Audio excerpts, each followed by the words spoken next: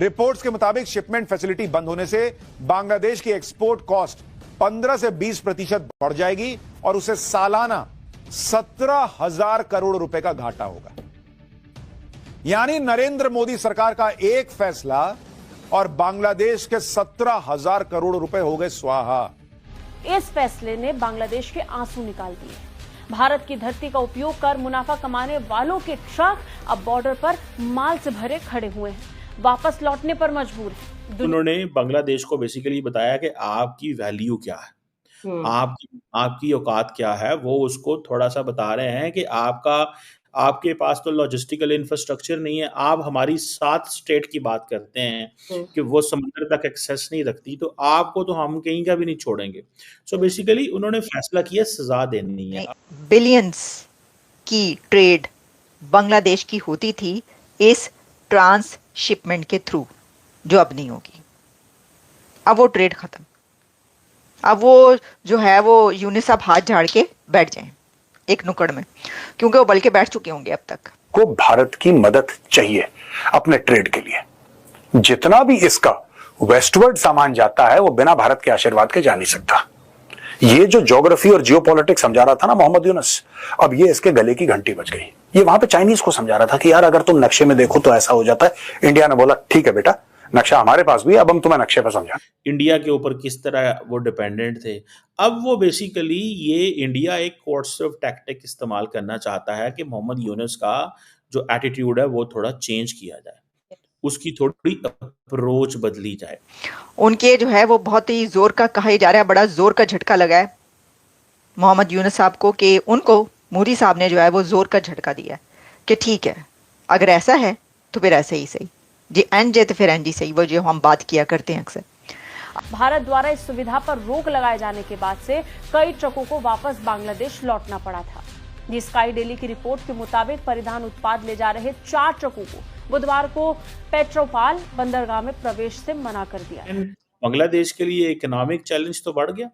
और जिस तरह ये बात की जा रही है कि जब बांग्लादेश के जो चीफ एडवाइजर हैं मोहम्मद यूनुस साहब गए चाइना और वहाँ जाके कहा कि इनकी जो लैंडलॉक स्टेट्स हैं वो तो कुछ भी नहीं है और आप हमारे ज़रिए जो है वो समंदरों तक एक्सेस करें, तो ये एक मसला तो बनेगा। आप देखें ना, if Bangladesh today has to export something to Nepal, तो ट्रेड रूट तो ख़त्म हो गया। If Bangladesh have to export something to Bhutan, तो बात तो ख़त्म हो गई। इफ़ बांग्लादेश हैव टू, ये इंटरनल चीज़ है। सो ये जो इंडिया के जो कस्टम है वो ये 2020 से ये फैसिलिटी चल रही थी ट्रांसशिपमेंट की। और अब देखें ना, इसमें 2 चीज़ें हैं। शेख हसीना वाजद थी पॉलिटिशियन, मोहम्मद यूनुस पॉलिटिशियन नहीं है। मोहम्मद यूनुस इलेक्टेड होके नहीं आए, ठीक है जी। मोहम्मद यूनुस को नहीं पता कि ये ट्रांसशिपमेंट एग्रीमेंट क्या है, इंडिया के ऊपर किस तरह वो डिपेंडेंट थे। अब वो बेसिकली ये इंडिया एक कोर्सिव टैक्टिक इस्तेमाल करना चाहता है कि मोहम्मद यूनुस का जो एटीट्यूड है वो थोड़ा चेंज किया जाए, उसकी थोड़ी अप्रोच बदली जाए। अब ये देखें कि ये जो ट्रांसशिपमेंट फैसिलिटी थी, इसकी वजह से बांग्लादेश के जो एक्सपोर्टर थे वो इंडियन टेरिटरी के ज़रिए मुख्तलिफ जगहों पे पहुंचते थे और कार्गो जो चलते थे बांग्लादेश से, वो इंडिया की लैंड कस्टम स्टेशन से गुजरते थे और इंडिया का इंदिरा गांधी इंटरनेशनल एयरपोर्ट है दिल्ली के अंदर, वहाँ से होते हुए जो है वो बांग्लादेश की जो एक्सपोर्ट है वो यूरोप, वेस्ट एशिया और इन इलाकों में पहुंचती थी।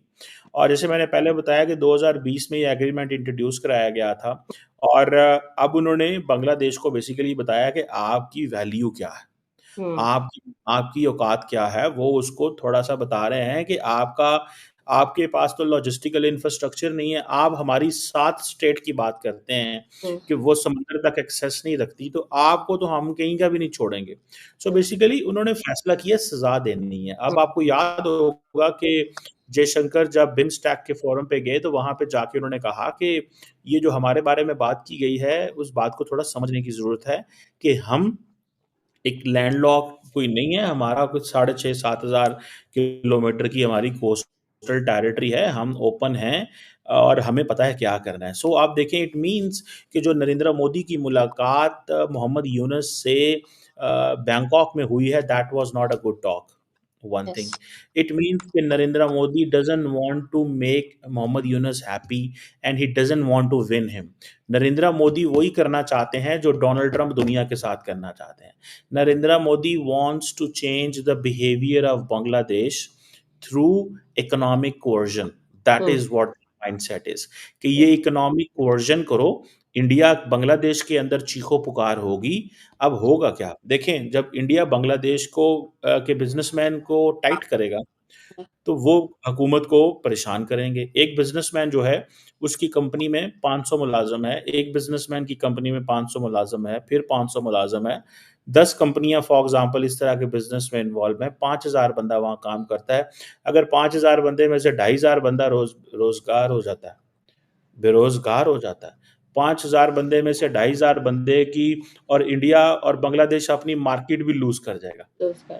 देखिए, आप सबसे इंपॉर्टेंट चीज ये होती है कि आप अपनी मार्केट लूज कर जाएं. जब आप मार्केट लूज करते हैं तो फिर आप गए, फिर आपकी कोई वैल्यू नहीं है. ठीक है, फिर आप समझ लें अपने आप को, आपकी कोई वैल्यू नहीं है, बिकॉज आपके लिए आपकी मार्केट की वैल्यू है.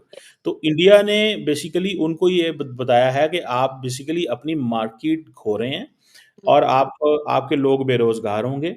ठीक है जी. और ये जो वो जैसे कहते हैं ना, और अब इंडिया क्या कह रहा है. देखिए, वो जायसवाल साहब को मैं सुन रहा था, जो भारत की उनकी मिनिस्ट्री ऑफ एक्सटर्नल अफेयर के स्पोक्स पर्सन है, वो कह रहे हैं जनाब वो जो ट्रांसशिपमेंट एग्रीमेंट था, इसकी वजह से इंडिया के एयरपोर्ट्स के ऊपर और पोर्ट्स के ऊपर बहुत सारी कंजेशन होती थी. लेकिन बांग्लादेश के लिए ये एक बहुत बड़ा फायदा था. देखिए, बांग्लादेश की मिलियंस ऑफ डॉलर्स कह लें आप, या आप बिलियंस ऑफ बांग्लादेशी रुपीस कह लें या डॉलर्स कह लें, बिलियंस की ट्रेड बांग्लादेश की होती थी इस ट्रांसशिपमेंट के थ्रू, जो अब नहीं होगी. अब वो ट्रेड खत्म.